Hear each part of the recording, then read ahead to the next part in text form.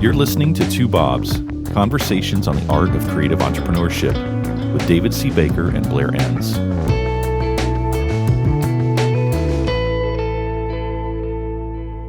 David, today we are talking about doing employee orientation right. Implied in the heading is the idea that most firms are doing this wrong. Is that correct?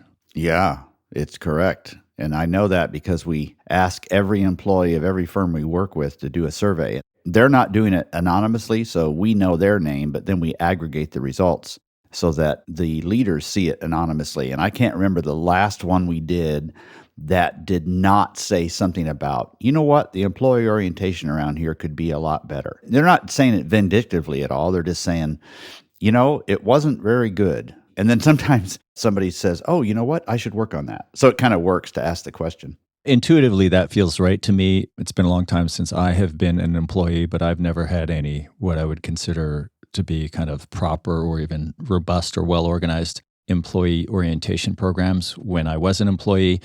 I don't think we're particularly good at it at Win Without Pitching. My experience through my clients, I can't recall to mind anybody that I know that I would say, well, they've got a really strong employee orientation program. There probably are. Not that it doesn't touch the work that we do in those firms, but you do get senses of things. And my intuition aligns with what your data says, which is very few firms do this right. So that's why we're talking about this now, is it? Yeah. And the really odd thing about it is that the time to think about this is not when you're bringing an employee on, because here you finally said, okay, I think maybe we can't afford it, but we really need to get somebody. Okay, so let's take this seriously. All right, everybody, send us anybody you think is a candidate your way. And it takes longer than you thought, and then there's a negotiation. And so by the time they start, you are so desperate for help. It's like there's no more pressure on anybody than on this person to perform. And it's just odd, right? And it just kind of fights in our heads because we really need this person's help, but we should keep our expectations sort of in check for however long that first period of time is. And so it's just odd. It's unnatural, but it really ought to be better. It should be better. As we talk about it, I can recall I basically have two crutches on this topic, like two reasons to justify why we're not very good at it. A friend of mine used to work in the knowledge transfer space. He said to me this line that I have used a few too many times, which is knowledge transfer is the responsibility of the apprentice. That just frees the master in a master-apprentice relationship up from doing anything, right? So I've used that line with new team members. Knowledge transfer is the responsibility of the apprentice. Food is the responsibility of the children. As is education. Right. And the other crutch is Dan Sullivan wrote a great book. It's one of his short books that he writes once a quarter, and I think it's called The Entrepreneurial Organization or something like that. And it's a bit of a handbook to give to employees, new team members in entrepreneurial organizations. And what it effectively says is, hey, listen, it's fucking chaos in here, and it's your job to figure out how to deal with the chaos. And it's not our goal to get rid of all of the chaos. There's some good in this chaotic nature that is an entrepreneurial organization. Wow. Intuitively, that frees me. I like it, but it is a bit of a crutch. Well, you take into account that people are different, right? Somebody like you or me maybe, or Dan Sullivan, wouldn't need much orientation. We kind of love figuring stuff out, but imagine some of the people that you're hiring for certain roles. It's like, whoa. Yeah. There's the fire. Here's the extinguisher. Yeah. Pull the pin, you idiot. Not sure how it works. Good luck. Do you think this is more acute of an issue now that we have so many people working remotely? Oh, it has to be, right? I still don't understand how you onboard somebody remotely, how you inculcate them into the culture, how they learn. I still don't understand. I guess we're all kind of remote now, but we haven't brought on a new remote employee for a while. So I don't get how firms are doing it. Yeah, taking a team that works together and spreading them in a diaspora, that's one thing. Like, I can see how that works because you've got all this culture, this history. But bringing somebody on who's never worked with this team, it just seems kind of interesting. And it brings up something that I've often found really fascinating about this topic. So we're talking about like what to do to benefit the new team member. But what about this helps the firm? Obviously, better productivity. But also, if I'm hiring the right people, I really want to know what they think of this firm. Now, really, the only part that matters is the part that strikes them as really different or odd or great or weird or stupid. The first, I don't know how long that lasts. Maybe it's a month, maybe it's 2 weeks or something. But that's not the time when they have built up this sort of personal, I don't know, what's the right word, confidence or Capital or courage. yeah, exactly, capital. They haven't built up the capital to step into your office and say, hey, man, this is shit. Like, you really need to get your act together here. So they have those opinions, but they don't have the capital to say them. And so one of the ideas that I've had lots of clients do, and every one of them has loved it, and that's to ask the new employee to write stuff down. I mean, it could be digital, I guess. I like to use a real notebook because I don't want people to think about privacy online. So write this stuff down. And then a year later, 6 months later, if they want to tell you this stuff, if they feel safe doing that, then invite them to do it. And that way you kind of get the best of both worlds. I really like this idea, the employee orientation as a feedback mechanism for yourself, for the firm. And as you hand over the notebook, you might say something like, hey, you have this really valuable but rapidly perishing asset, and that is a fresh perspective on our business. So as you go through the onboarding process, you're going to be hit by these initial thoughts. Oh, you do it that way. Why is it this way? You missed something here. Please take notes, and then at any point in the future, immediately afterwards or down the road, you feel like it would be valuable to the organization to share those notes with me, I would appreciate it. That's exactly the sentiment, yeah.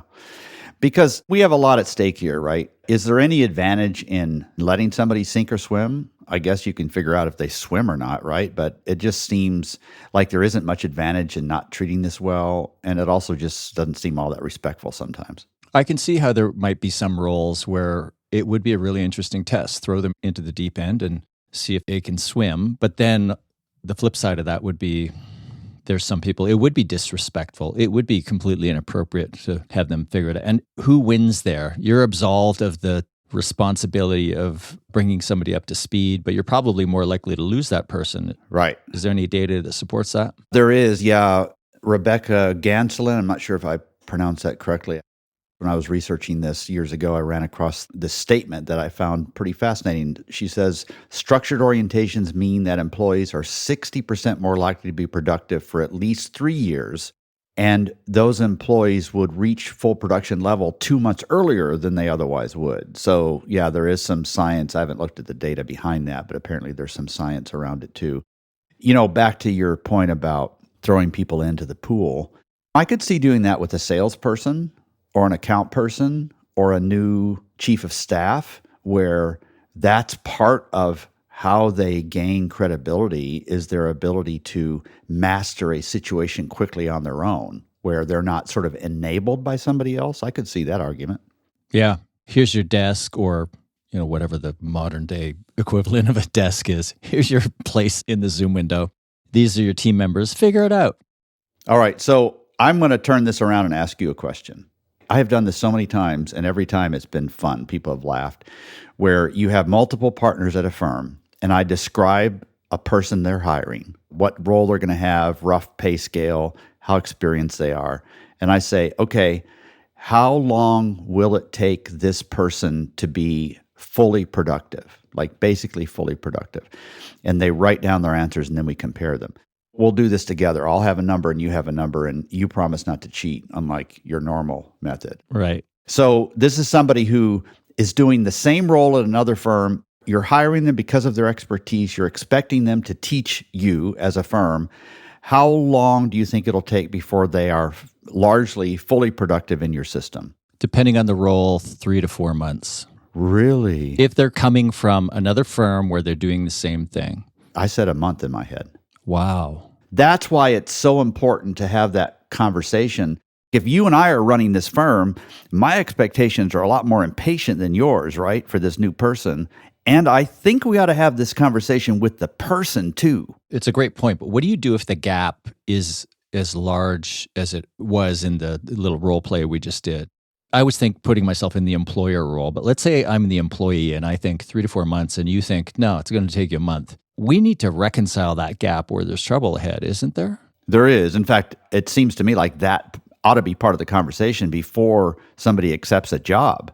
That ought to be part of the interview process. And if I'm the employee in that situation, I might say, okay, if your expectation is that I'm going to be up to speed in 1 month and largely fully productive, the assumptions would be that A, the role is quite similar to the role that I was performing elsewhere, and the way it's being done isn't dramatically different. And B, you have a lot of stuff documented and you have a formalized onboarding process. That last little thing, yeah. Yeah, if that's all in place, I can work to that 1 month goal.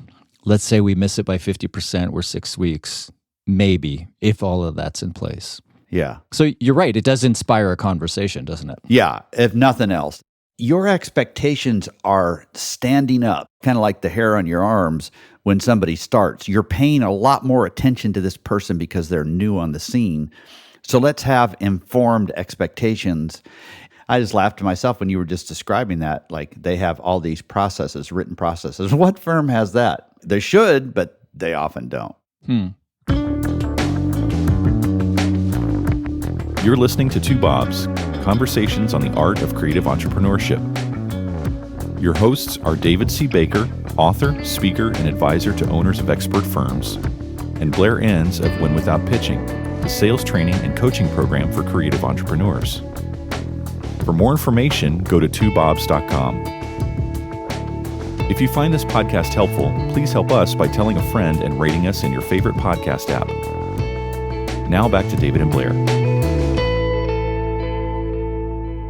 Another interesting quote I found was by Pope Ward, who said that most people move on in an organization, a service organization, if they are not exposed properly to experienced veterans. And I thought that was pretty interesting too, because when you hire somebody, you're very, very busy, usually, not always. That's especially true of your very experienced veterans. How important do you think this is? Do you think it's important enough that you want to assign less productivity to one of your senior people? Let's just be honest about how important it is to bring these people on board. And hopefully it's important enough that we're willing to assign the time of a senior person. One of the reasons why that's the case is because this senior person, they have the capital and they can say, hey, listen, don't park right there. Like, that is her spot. She's not going to tell you that, but don't park there. Okay. The last 3 people that left parked there. No. Or went missing. Right. Okay, that's interesting. You know, I'm trying this on. Do you want to be that senior person in an organization where it's like, oh, hey, David, for the next month, so-and-so is going to be shadowing you? No. Yeah, no. Okay, everybody, we're going remote. Yeah.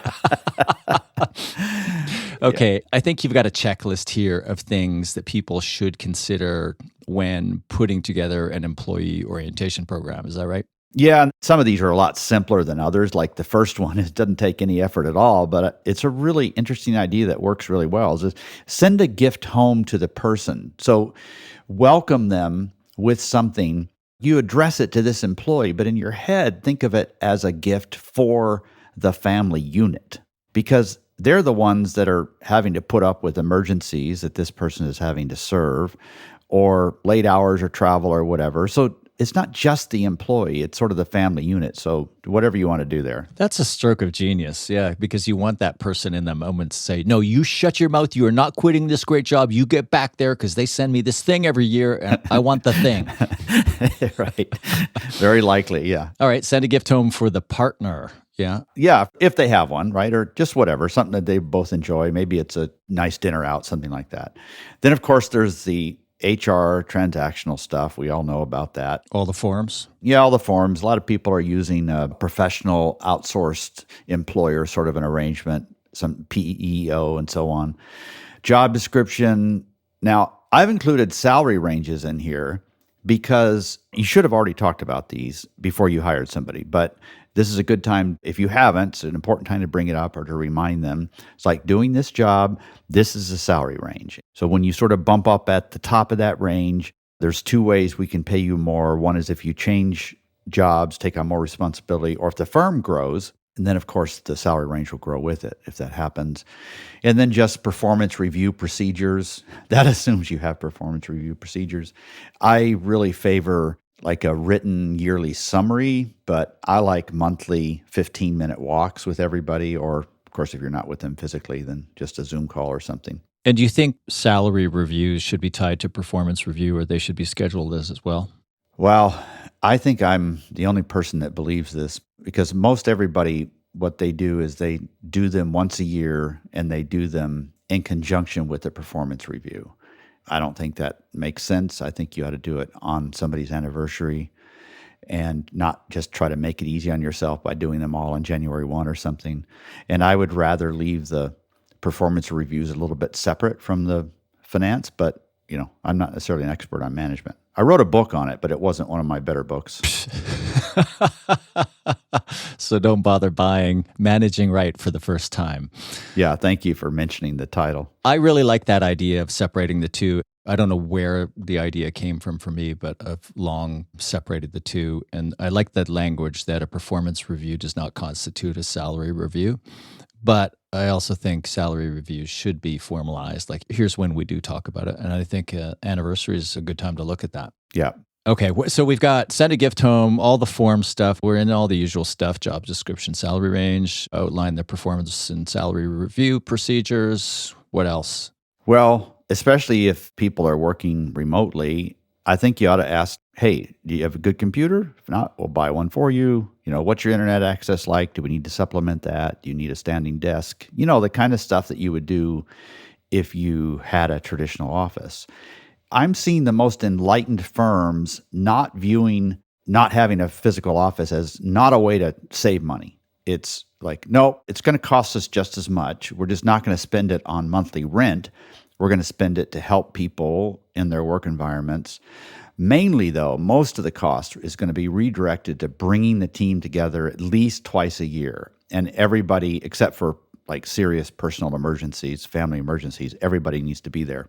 We're not trying to save money here with remote working. We just have different priorities, and one of those is somebody's work environment. So what the firm used to spend on facilities, and you probably have a benchmark for what that should be a percentage of 6%. 6% of revenue? 6%. A fee revenue, and that's all in. So triple net, insurance, taxes, utilities, and so on. Okay, so 6%. So that used to be the number. And then you go remote, you think, hey, I can save this 6% or some of that 6%. But really, you're saying, I don't mean to put words in your mouth, but should you still be at roughly 6% when you consider the things that you're buying for people at their home office and the cost of bringing people together a couple of times a year, maybe?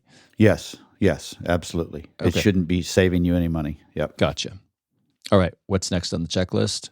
All the SAS systems you use, right? Like if you still do timekeeping. Did that trigger you? No. Are you okay if I mention that word? No, I'm good. Okay. Hey, I just came off a week's holiday. You can talk about timekeeping all you want. I'm just more convinced than ever that time isn't real, so keep all of it that you want. Okay. So yeah, the SAS systems. Hey, can I ask you a technical question about all the SAS systems? Because there's so much that people have to log into, right? And maybe this is a distraction from the topic at hand. Are we going to do this episode, or are you going to keep taking us? Do you have any guidance on password management with all these SAS systems and remote employees? Oh, well, I love 1Password. I hate 1Password. I use it. I despise it. Oh, I love it. It's a Canadian company. You want to take that back? Nope. I'm just waiting for everybody to realize that passwords are a stupid security measure. 10 years from now, we're not going to be using passwords. It's all going to be biometric, do you think? It's going to be my eyes and my fingers and whatever. There's a word for that, biometrics. Okay. A little punchy after a week off. Yeah. Okay, so all the SAS systems, get them all the logins, et cetera. And then? Yeah. PR. Are you going to do PR? It's flattering to the employee. Nobody's going to read it, but go ahead. Listing on the website. Do you need to have a picture? Do you need to get a copy of their baby picture? Oh, yeah.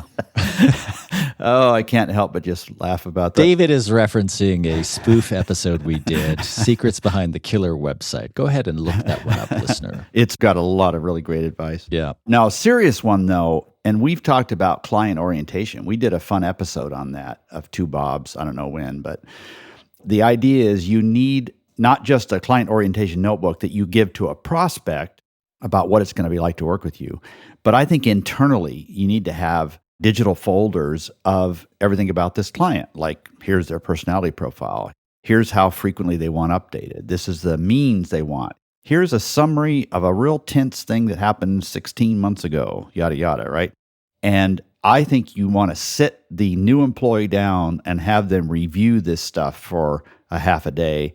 It helps them from stepping on something down the road. It's a good idea to do. You're saying the client orientation files, some history of the firm, but also the personality profiles of all of the team members, coworkers. Right. Yeah, that's a good idea. Yeah. And then just have a weekly check-in meeting, at least for the first month, and maybe even longer, especially if it takes 3 months for them to get fully up to speed like you thought, then they need to have a meeting every week for 3 months. But just stay in touch, right? There's so much effort and money associated with bringing somebody on board. Plus, I just think there's just sort of a human obligation. It's like, this is so disruptive to somebody anyway. Let's just smooth the path as much as we can. Let's go back to the time frame. So let's say you agree with the new employee that, okay, it's 60 days you're going to be fully up to speed. I assume there's a check-in at that 60-day point, or maybe even halfway through or 3/4 to. Is that correct? Yeah, right. Yeah, in the old days, it would be a provisional. I don't think that works anymore. It's a bad idea. So they're fully on board, but yeah, it's not like their status changes, but there's a check-in that just, and this is maybe if they built up enough capital at this point, maybe they can share some of it with a grin. I don't know, probably not quite, but yeah, absolutely. Have you seen any really interesting employee onboarding tools or techniques that you haven't covered here so far? I have not personally, because I haven't been closely enough aligned with this, but I think there are some pretty good SAS tools that do this, actually. I'm not aware of the specific ones, but I think there are some out there. Yeah, and if the listener is aware of some, maybe send them to us and we can tweet out some links for that. Yeah. Okay, any final words of advice for somebody who wants to go from onboarding employees the wrong way to the right way? Yeah, come and work for me and not for Blair, because you'll be up to speed a lot faster. Well, I've got Colette. We actually have a lot of systems and processes. I don't know what they are or where they are. And you don't follow them either. Well, it's a little late for that. Yeah. Okay, thanks for this, David. This has been enlightening. Thank you, Blair.